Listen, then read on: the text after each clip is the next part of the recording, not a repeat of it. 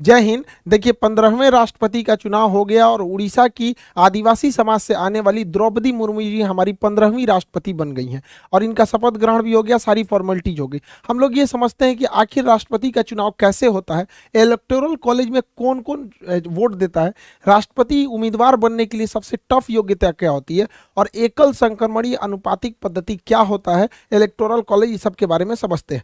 देखिए हमारा देश जब बन रहा था, संविधान बन रही थी, तो भारत को रिपब्लिक न रख के ना ही गणराज्य रखा गया, दोनों कॉमन रखा गया। देखिए रिपब्लिक किसे कहते हैं, हिंदी में इसे हम लोग गणराज्य कहते हैं। गणराज्य उसे कहा जाता है जहां राष्ट्राध्यक्ष का चुनाव होता है। देखिए राष्ट्रपति हमारे देश के प्रमुख है, शासन के प्रमुख नहीं है। तो जहां कहीं पे राष्ट्राध्यक्ष का चुनाव होता है उसे हम लोग कहते हैं गणराज्य कहेंगे। तो हमारा देश जो है, हमारे राष्ट्राध्यक्ष राष्ट्रपति हैं और उनका चुनाव भी होता है, तो उस हिसाब से हम रिपब्लिक भी आ जाते हैं, गणराज्य आते हैं। लेकिन डेमोक्रेसी किसे कहते हैं, तो डेमोक्रेसी जो होता है जिसमें शासनाध्यक्ष का चुनाव होता है।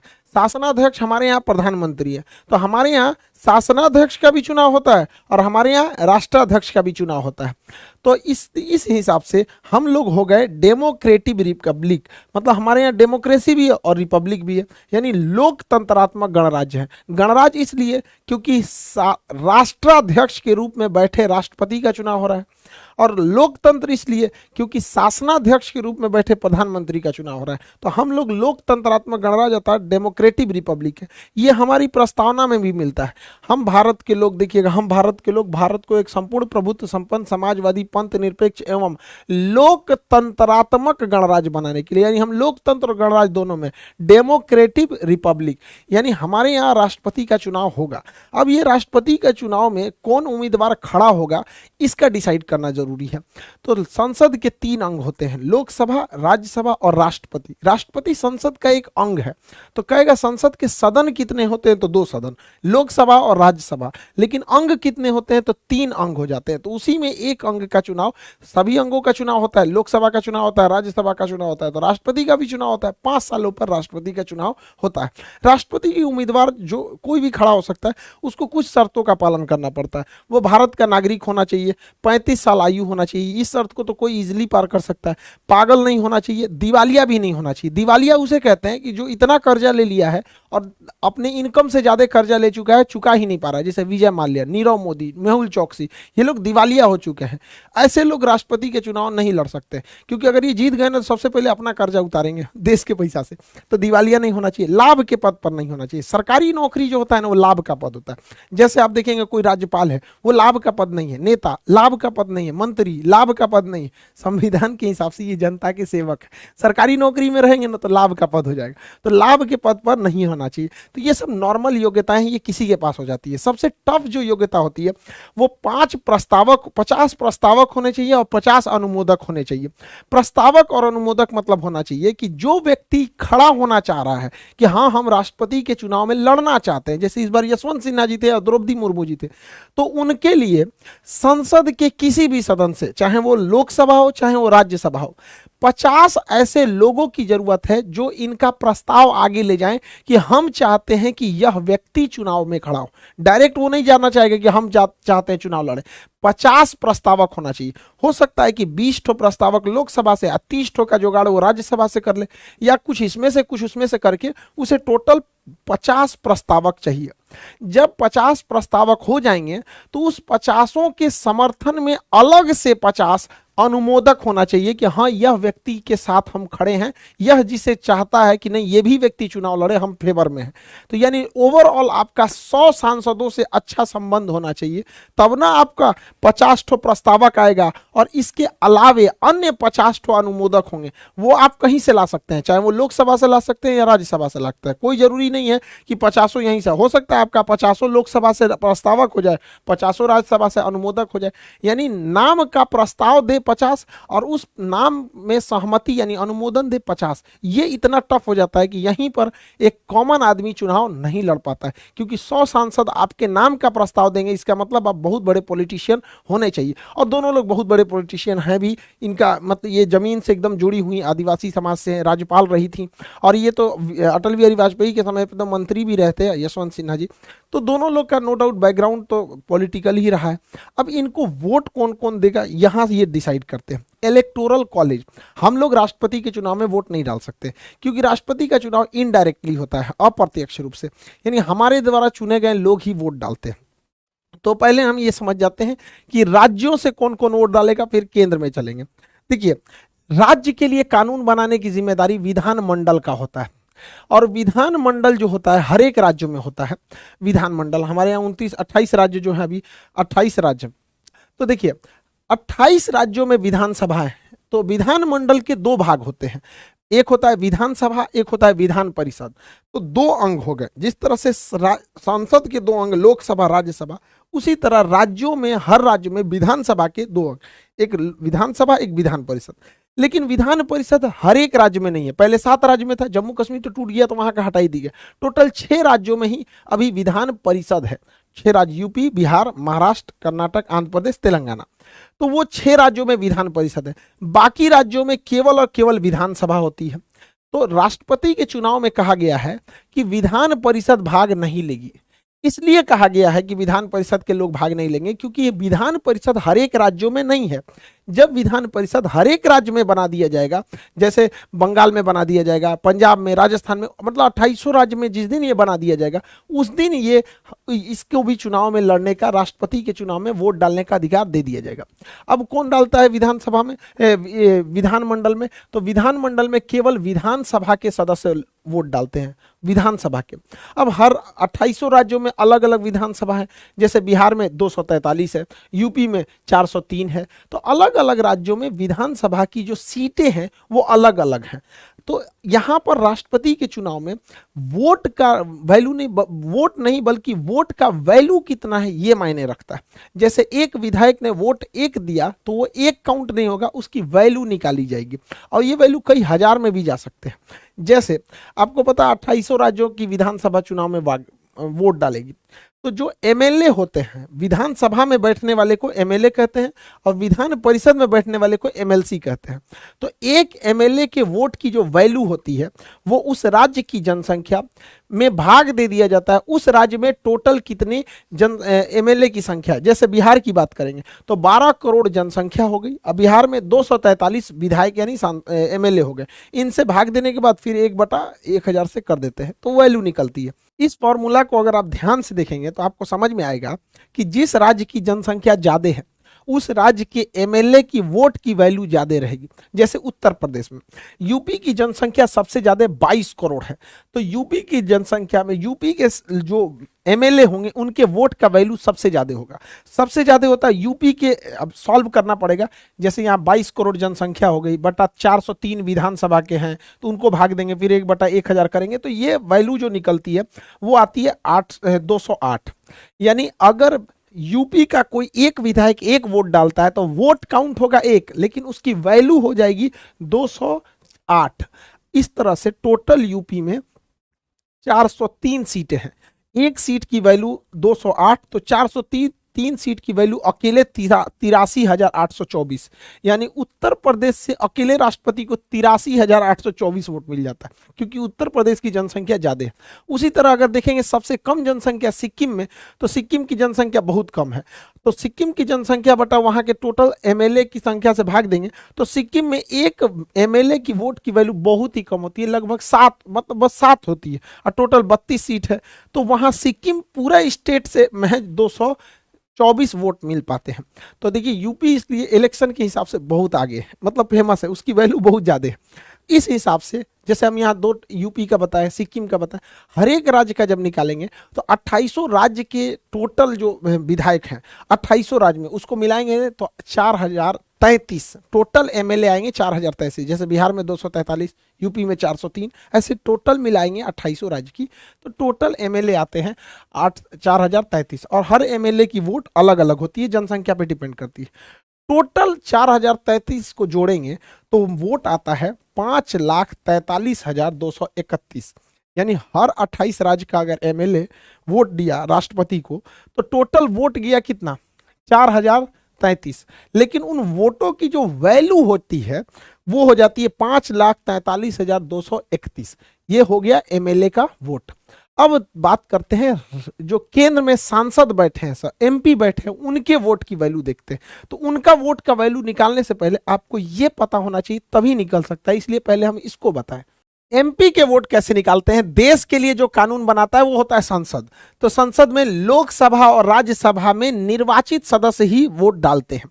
निर्वाचित सदस्य देखिए 543 जो होते हैं वो ही निर्वाचित होते हैं लोकसभा में, टोटल के टोटल निर्वाचित नहीं होते हैं।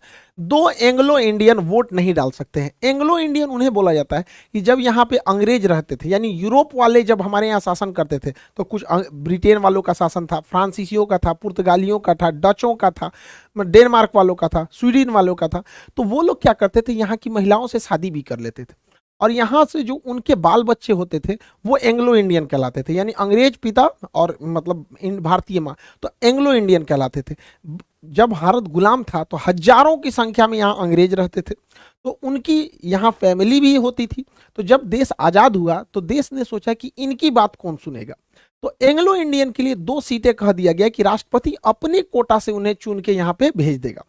तो दो एंग्लो इंडियन का चुनाव नहीं होता है, बल्कि राष्ट्रपति सेलेक्ट कर लेते हैं। इसलिए कहा जाता है कि जब राष्ट्रपति सेलेक्ट किया है तो ये राष्ट्रपति का ही फेवर करेगा, इसलिए इसको वोट ही मत डालने दो।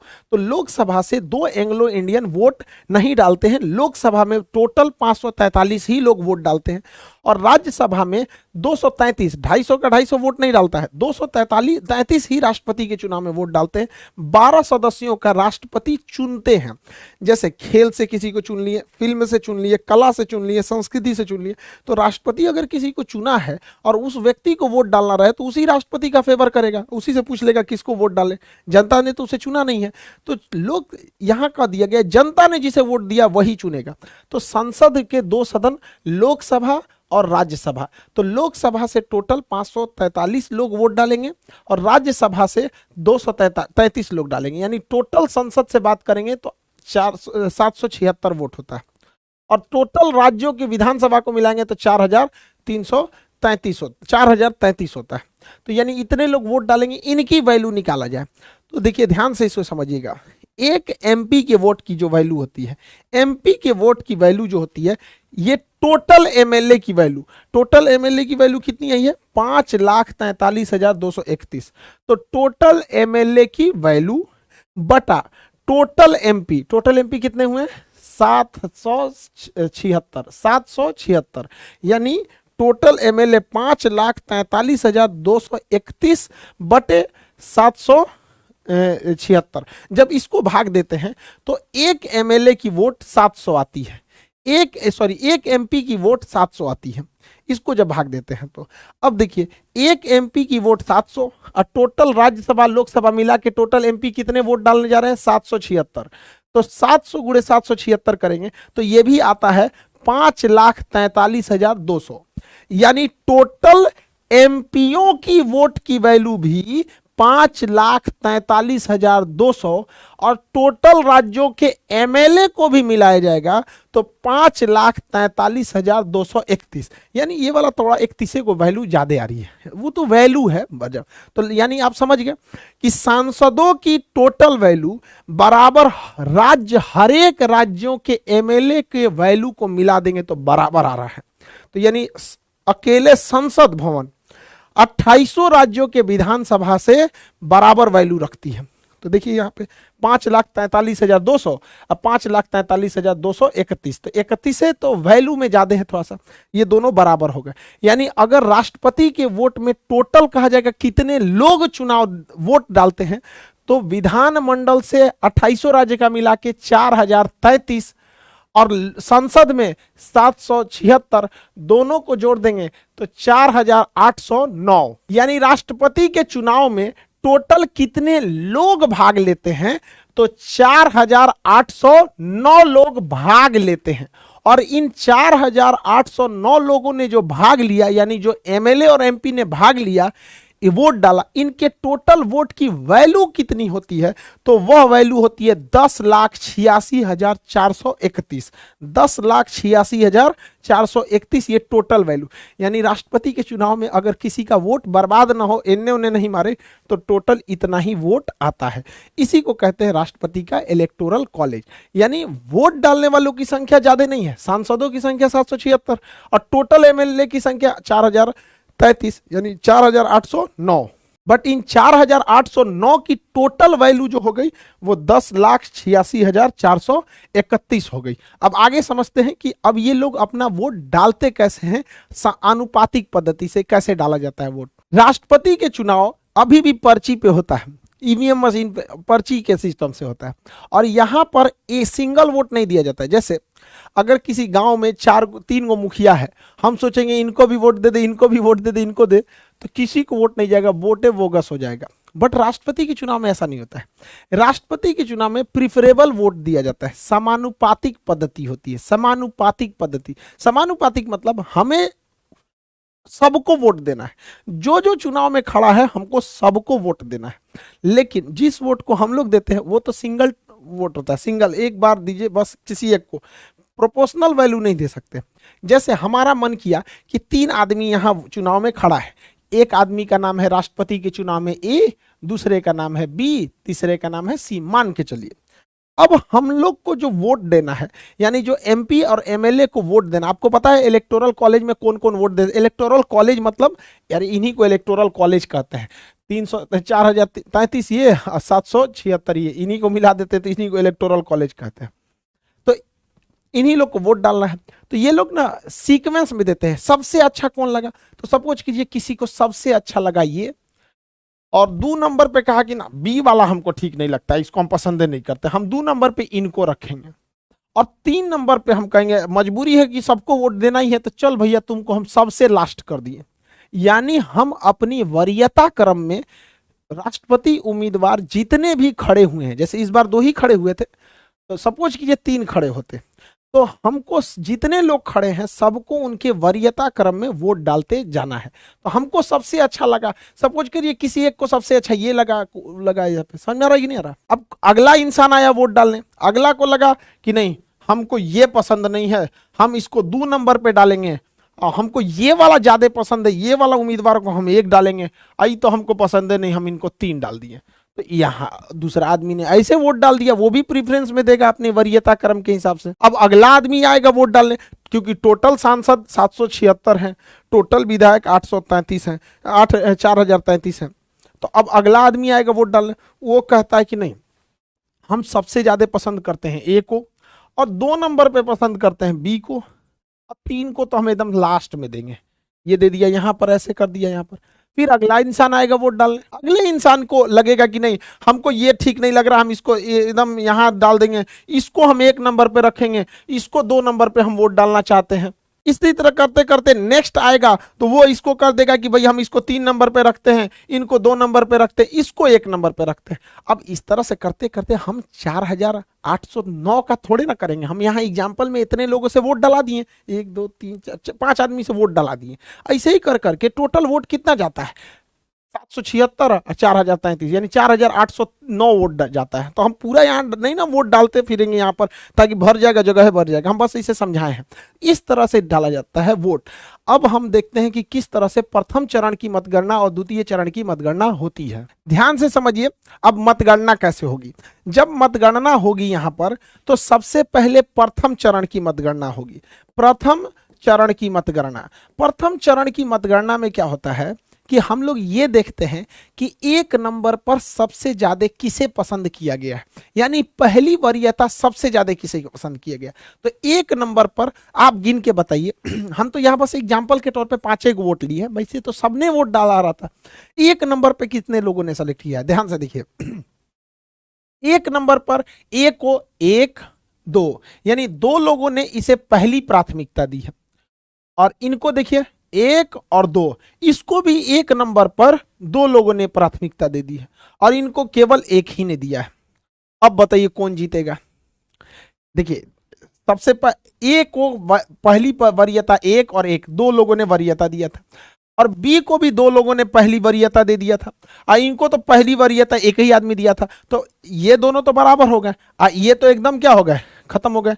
तो इनमें क्या होता है कि इनके वोट को इन दोनों में ट्रांसफर कर दिया जाता है, कहा जाता है कि तुम जाओ, अब हारिए गए हो तो घरे चल जाओ, तुम्हारे वोटों का कोई वैल्यू नहीं है। तो इसे कहते हैं सिंगल ट्रांसफरेबल, एकल संक्रमणीय। तो ये हो गया एकल संक्रमणीय गिनने का तरीका। और अनुपातिक पद्धति मतलब हो गया हम सबको उनके अनुपात में वोट डालेंगे। तो राष्ट्रपति का चुनाव एकल संक्रमण, यानी जो कम वोट पाया है उसका वोट बाकियों को दे दिया जाता है कि भाई तुम जाइए रहो तो हमेशा के लिए जाओ, और तुम जीत रहे हो तो अच्छा से जीतो। और अनुपातिक पद्धति का मतलब होता है कि अनुपात में वोट डालना है। समझ में आ गया कि नहीं? अब ये बताइए, पहली चरण की मतगणना में तो कोई जीता ही नहीं, दोनों बराबर हो गए। अब बताइए ए जीतेगा कि बी? तब यहां होता है द्वितीय चरण की मतगणना। द्वितीय चरण की जब मतगणना होगी तो हम लोग अब देखेंगे कि द्वितीय वरीयता किसको ज्यादा मिला है, क्योंकि प्रथम वरीयता में तो दोनों को बराबर बराबर मिला, द्वितीय वरीयता किसको ज्यादा मिला है। तो 2 नंबर पर इनको एक आदमी ने पसंद किया है, 2 नंबर पर एक आदमी ने यहां पर पसंद किया है, तो यहां लिखेंगे एक। और कोई इनको 2 नंबर पर रखा है? नहीं, ये तो खत्म ही हो गए। इनको 2 नंबर पे कितने लोगों ने रखा है? 1 और 2, यानी इनको 2।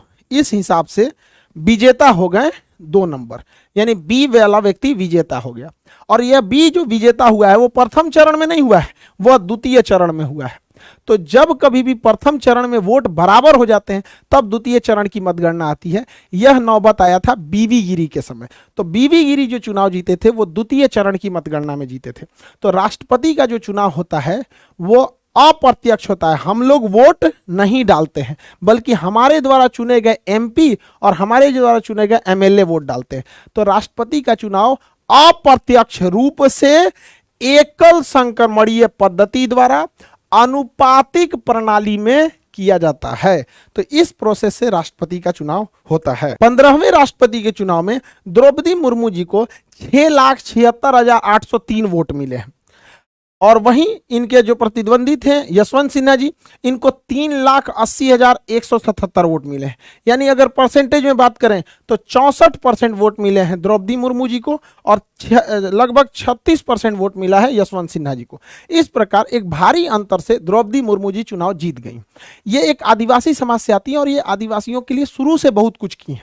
ये एक बहुत ही मतलब लोअर फैमिली से आती थी। इनके समाज, इनकी फैमिली में यही पहली मतलब महिला थी जो आगे जाके हायर एजुकेशन की थी, और ये काफ़ी दूर इन्हें स्कूल से जाना पड़ता था।